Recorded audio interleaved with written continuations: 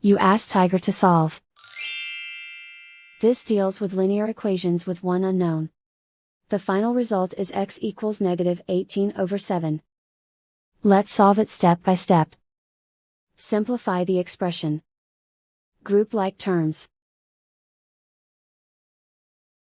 Simplify the arithmetic. Group all constants on the right side of the equation. Subtract 18 from both sides. Simplify the arithmetic.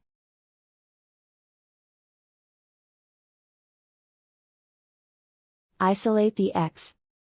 Divide both sides by 7. Simplify the fraction.